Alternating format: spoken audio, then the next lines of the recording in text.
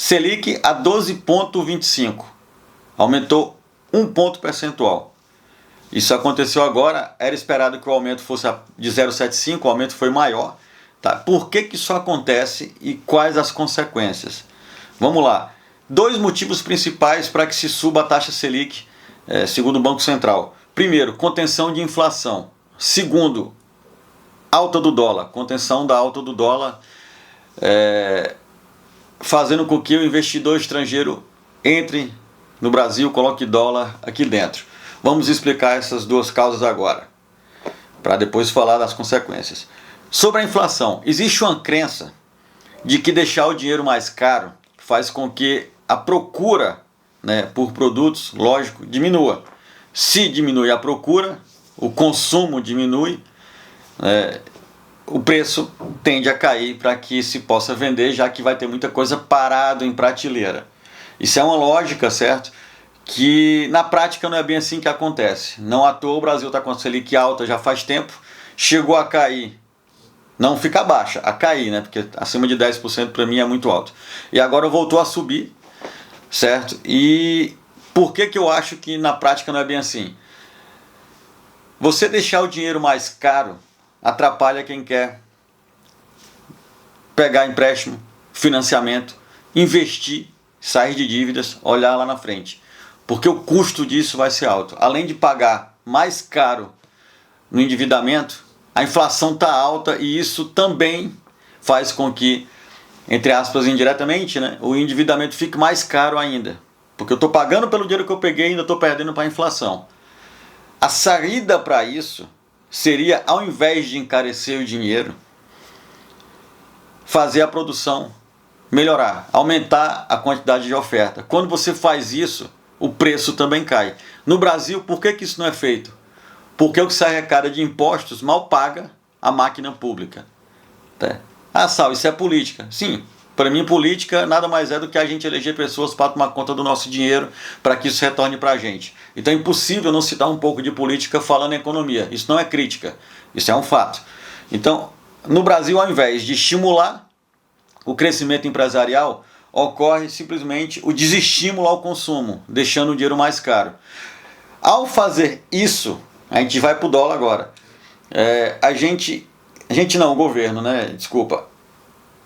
eleva a Selic, deixando ela mais longe da inflação. Esse spread, que chamam de ganho real quando se investe, teoricamente atrai investidor estrangeiro, porque eles podem julgar que colocar o dinheiro aqui vai dar lucro melhor do que dava antes da alta da Selic, se colocar o dinheiro hoje, já que essa diferença do ganho para a inflação aumentou. A inflação ali em torno de 5 e a Selic 1 ponto acima. Essa diferença aí, teoricamente, iria para o bolso do gringo. Então, faz com que, segundo o julgamento do Banco Central, com que o dólar ceda. Isso pode acontecer, de repente, no primeiro momento, sim. No prazo médio, longo prazo, eu não acho que tenha tanto impacto. Agora vamos lá. Consequências disso. Primeiro, a gente já tocou um pouco no assunto. Encarecimento do dinheiro. Isso é péssimo. Além de diminuir o consumo, é bom lembrar que quem produz também sente. Porque se o dinheiro que eu pego para investir na minha empresa está mais caro, eu vou ter que embutir isso no preço do meu produto final. Se eu faço isso, eu levanto a inflação do mesmo jeito. Por isso que o Brasil está nessa bola de neve. Segundo ponto sobre a Selic alta. Para o investidor, teoricamente é bom.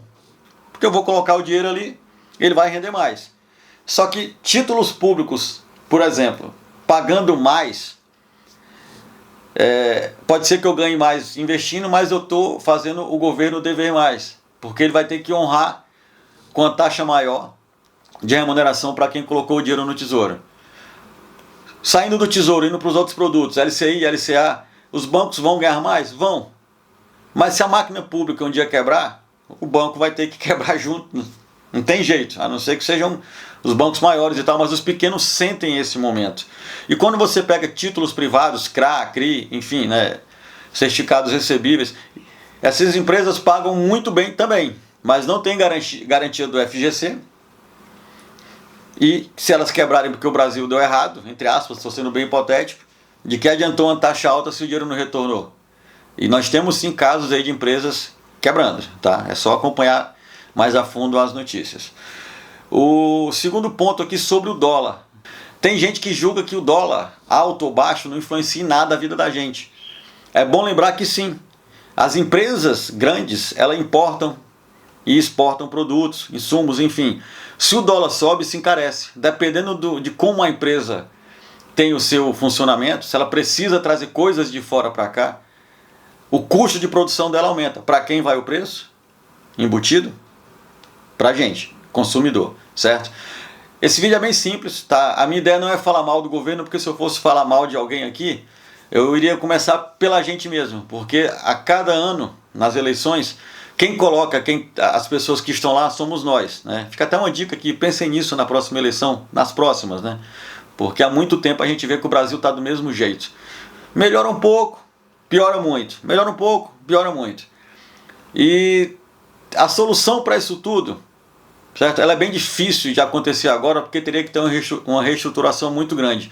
Mas literalmente é pegar o dinheiro público arrecadado, que dá mais de 34% do PIB, é muito dinheiro, falando em taxas, impostos, enfim, e realmente fazer com que as empresas que estão aparecendo no mercado não quebrem, e que com as empresas que estão no mercado hoje cresçam, estimulem isso, estimulem com que elas consigam sobreviver melhor, porque assim elas conseguem baixar preço, assim elas conseguem puxar a inflação para baixo, assim a gente não precisa encarecer o dinheiro para gastar. Mais dinheiro na praça, a economia aquece e aí vira uma bola de neve. Basta vocês, por exemplo, estudarem como funcionam os países mais desenvolvidos. A taxação é menor, as empresas são mais estimuladas, há mais dinheiro na praça. E isso sim esquenta a economia e faz a moeda valorizar. No caso, o real em cima do dólar, se fosse o Brasil. Beleza? Fiquem com Deus. Vamos que vamos.